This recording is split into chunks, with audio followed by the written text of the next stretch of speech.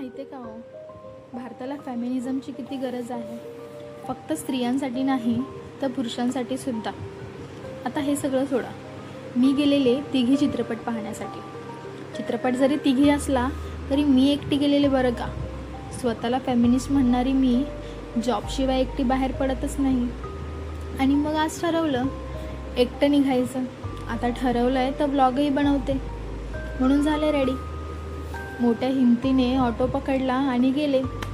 Ticket काढलं बरं का. ॲक्सेलेटरवरून जाताना धडधड व्हायला लागलं आणि मग अजून हिंमत गोळा केली. फायनली स्क्रीनपर्यंत पोचले. आता आत जाण्यासाठी थोडा वेळ होता आणि सगळे मलाच बघताय असं वाटत होतं, पण कुणीही नव्हतं तिथे. कुठून येत असेल बरं माझ्या मनात हे? कुठून आली असेल बरं ही भीती?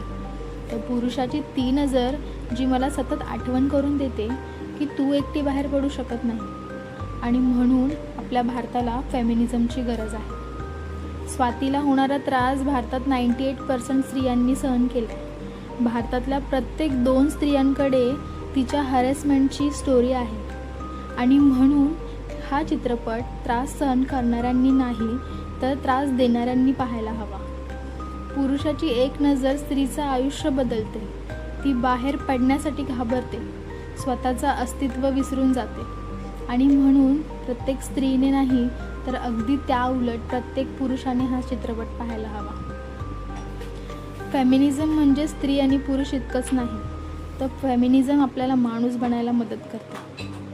फिल्म सुरू झाली आणि नायिका सोनाली कुलकर्णी समोर आल्या. त्या खूप नॅचरल होत्या फिल्ममध्ये. उत्तम ॲक्टिंग.